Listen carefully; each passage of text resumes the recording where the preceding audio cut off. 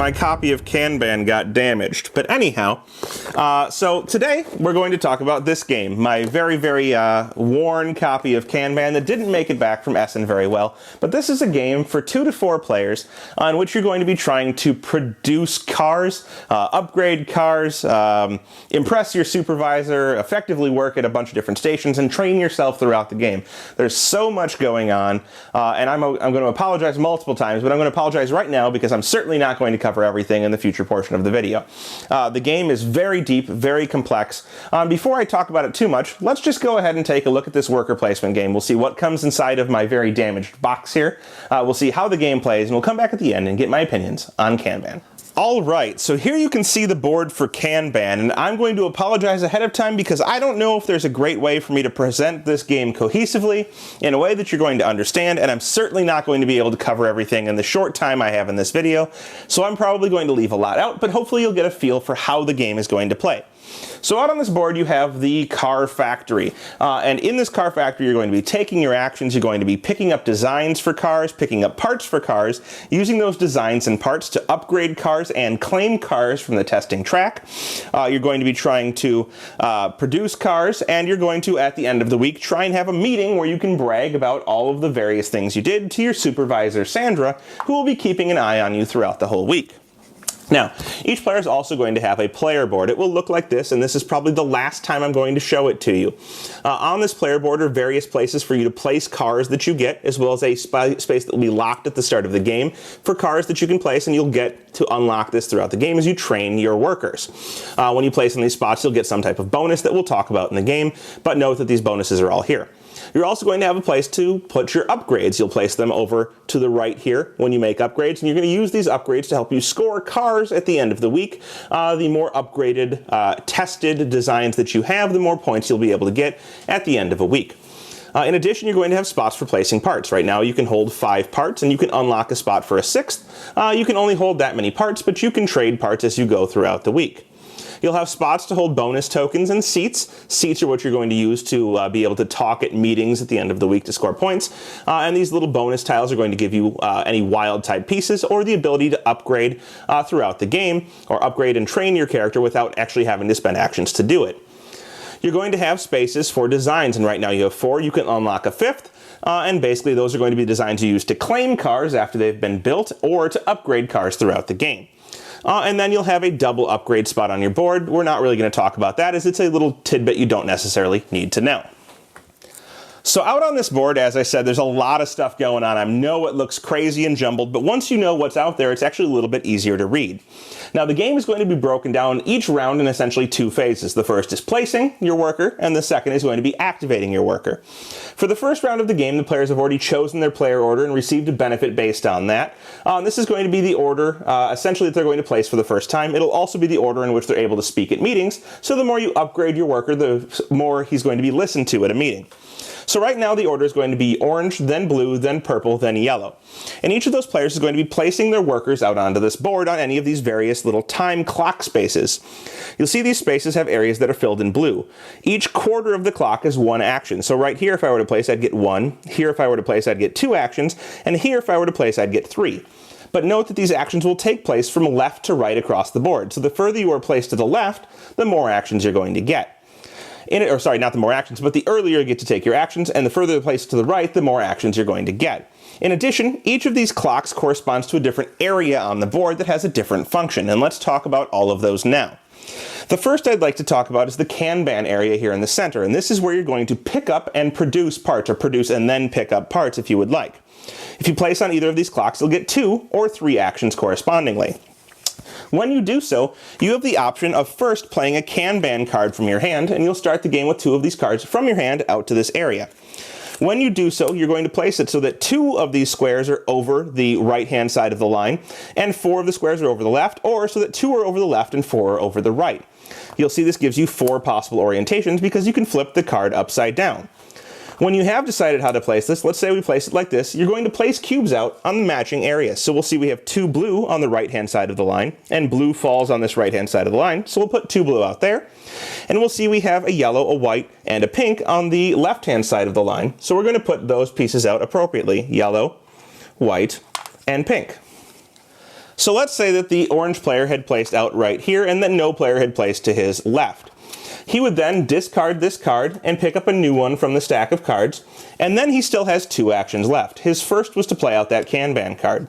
In addition, when he plays out the Kanban card, he gets to bank 1 shift of time. So he gets to move his marker up 1 space on this little track down here, and that's extra shifts he can use on any action he wants throughout the game after this turn in order to take his shifts up to 4 or 3 if he only took 2, or 2 or 3 if he only took 1. He can spend as many shifts as he needs in order to get to be able to work 4 shifts in a day, so he can get an extra action if he takes and use those shifts. The other actions that are available at this spot is that he's able to take cubes, any number of cubes from the different garages that he wants, but he can only take all of the cubes or some of the cubes from 1 garage per action. So for example, he could take all of the blue and all of the white cubes for his 2 remaining actions, or he could take all of the pink and all of the black, whatever he wants to take.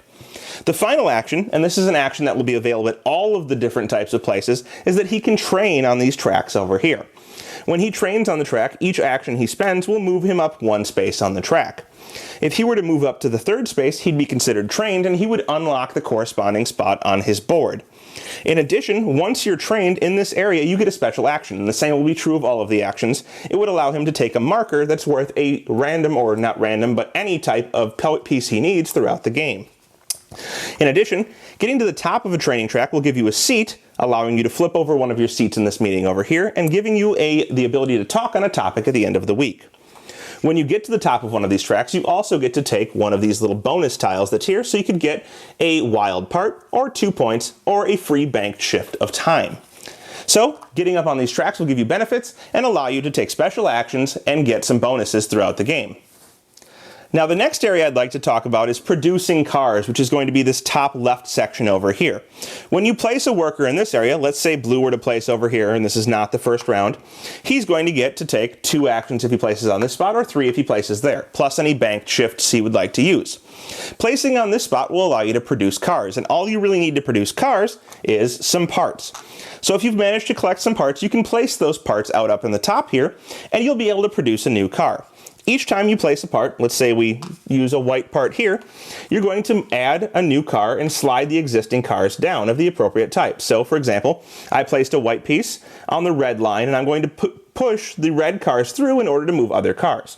When I do so, I have to follow these arrows. So for example, I can shift the green car down, the yellow car over, the red car over, and the red car down, and place a new red car out here.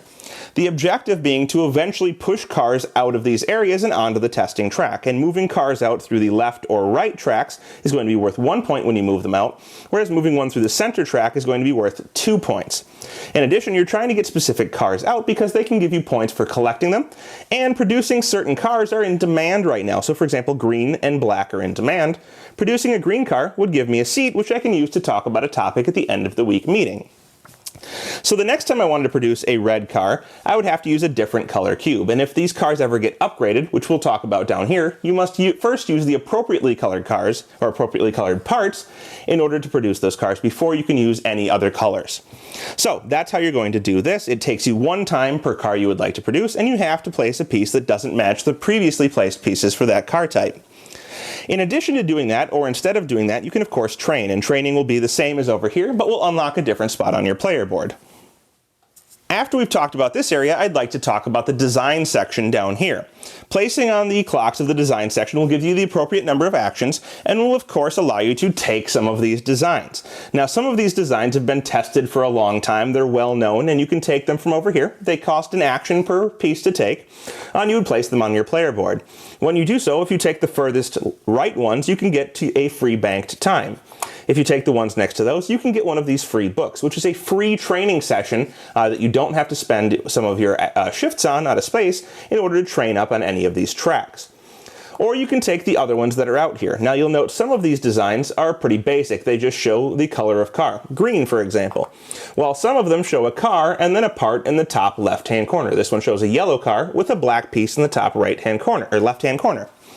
These are going to be either available for taking cars, and both of them can be used to take cars from the test track over here, or they can be used to make upgrades, where you have to discard the appropriately colored piece, and then upgrade this to its other side. And when you upgrade, you'll get 2 points. We'll talk about that more over here, and it'll be good for scoring cars and tested designs at the end of the week.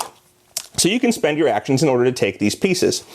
Additionally, or instead, you can upgrade yourself on the training track, of course. Upgrading yourself on this track will let you unlock a spot on the board, and if you reach trained, it will allow you to take the top cars or top designs from these different piles over here, which of course are used to replenish the stacks as we go through them.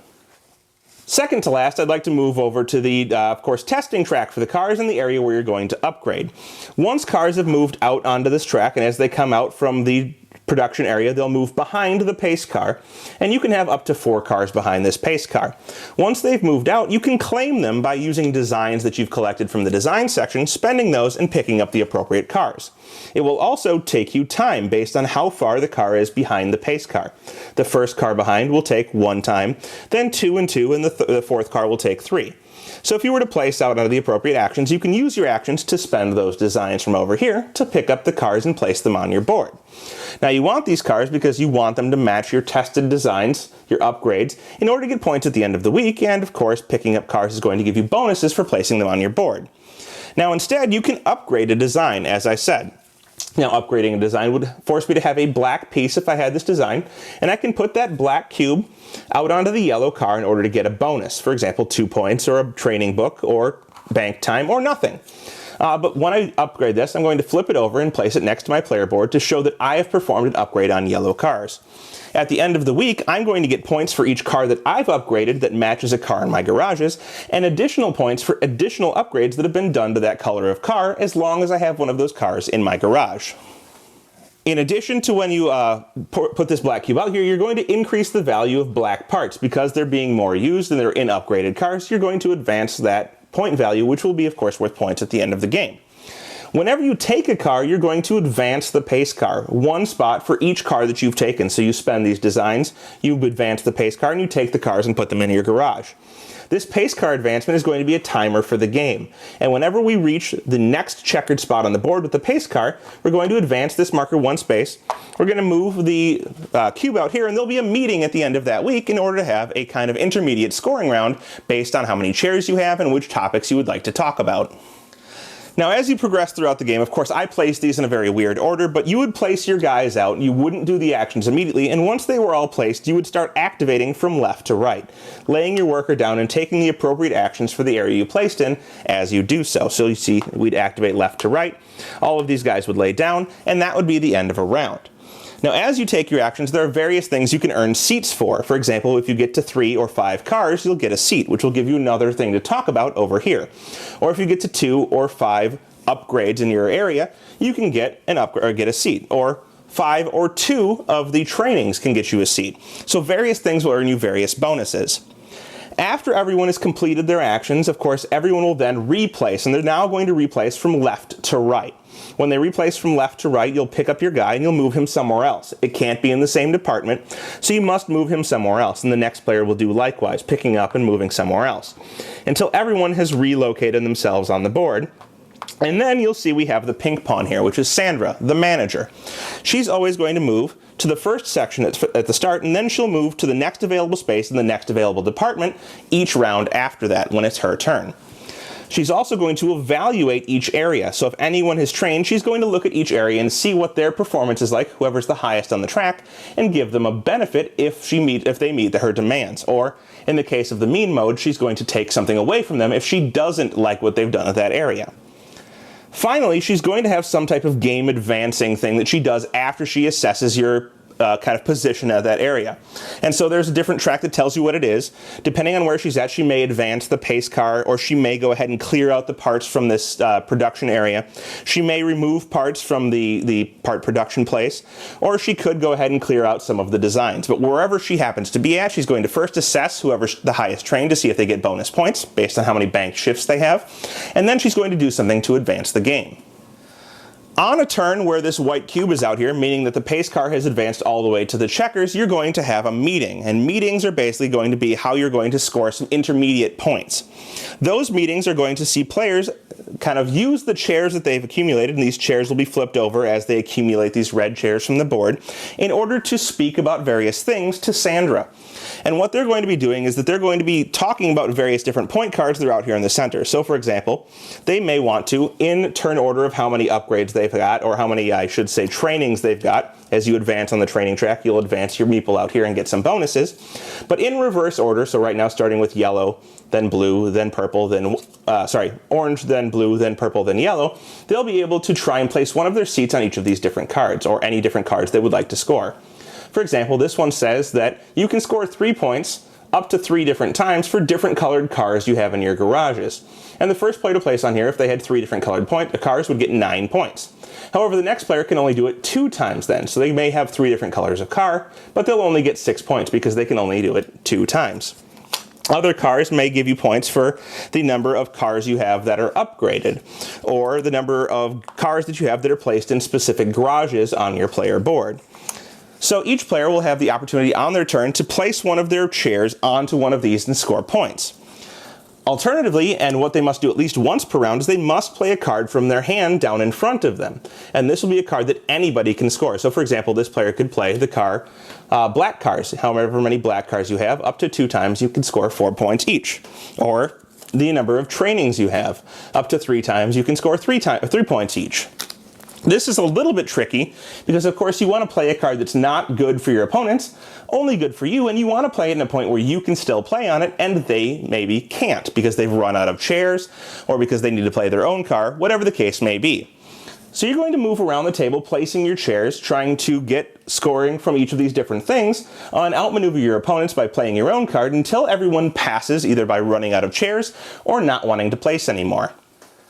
Once everyone has passed in this manner, you're going to basically end the meeting, and each player will have to discard a card to replenish the center area, which will be cleared. You'll flip your seats over and convert any of these extra red seats you have back to seats that are out in that area. And of course, start the next round of the game. And this is all outlined on this little sheet right here. So the game will progress. You'll have up to 3 of these. And then there's also another kind of intermediate scoring type thing. And that is whenever Sandra happens to work her way all the way back to her desk. When she gets back to her desk, there's going to be a scoring for the end of a week.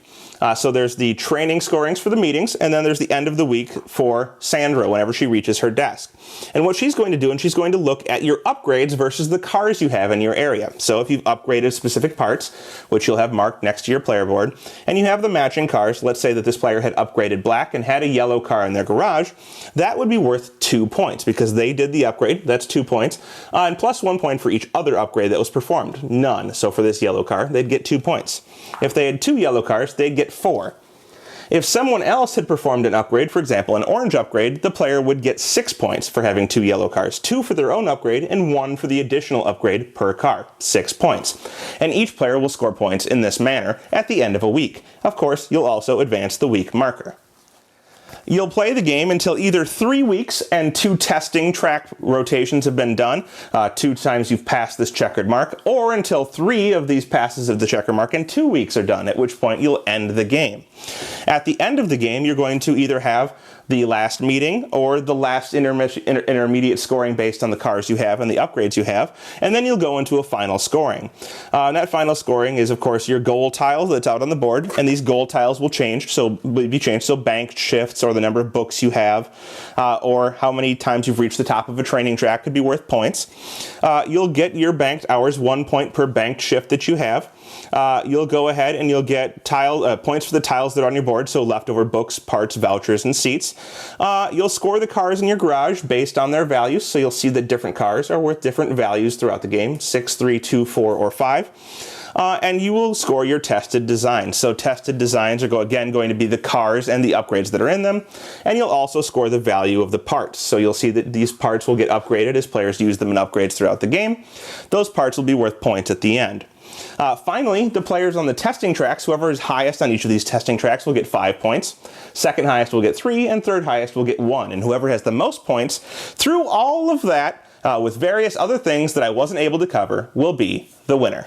Well, there you have it. That is Kanban from Vital Lacerda, Stronghold Games, and it's an excellent, very deep, and very thinky Euro game. Of course, this is a worker placement game, a very standard mechanic or mechanism that's used frequently in Euro games, but it kind of takes it and adds a different element to it. You have to figure out not only how to place yourself for what you want to do, but how you can in future turns place yourself in another area that's going to be beneficial, all while paying attention to where the supervisor's moving, how you can get points out of that, how you can progress the game in order to get to the scoring rounds, and when you're in the scoring rounds, how can you get the most points and hold back from other players getting points. Do you want to use your actions to pick up parts, or do you want to train right out of the bat? Once you have those parts, do you want to use your parts on upgrading, producing cars? Once you have cars, do you want upgraded cars? Do you want to bother spending pieces on upgrading, or do you want to just get a lot of cars? There's so many things to think about. I mean, just the interweaving of how you need to move between different spaces, the timing of different things, and the vast variety of ways that you can score points, the vast variety of ways you can spend actions, it's mind-boggling. And I'm not even going to claim that I'm anywhere near understanding the full scope of the game or the best way to play it. And that's actually what's exciting to me, is there's so much variety and so many different things you can do that I'm not sure how many plays it's going to take me to completely wrap my head around it, but that's a good thing for me. It's got replayability. So lots of choices, lots of things going on. A little bit confusing at start, and definitely make sure you sit down and read the rulebook. Maybe even watch a video that's more fully explanatory than mine is, because I certainly didn't cover anything. But you're going to need to read the rules. You're going to need to kind of really pay attention to what's going on and really sit down and play full through before you have any idea of what you're doing. So if you're into that type of deep, thinky game, this is going to be one I would definitely suggest checking out. It's Kanban from Vital Lacerda and Stronghold Games. Thanks so much for watching the Dice Tower videos. Find more great videos and reviews, as well as our top-rated audio podcast at Dicetower.com. You can also find other great shows at Dicetowernetwork.com. I'm Eric Summerer, and you've been watching The Dice Tower. The Dice Tower is sponsored by Cool Stuff Inc., where you can find great games for great prices. Cool stuff in stock.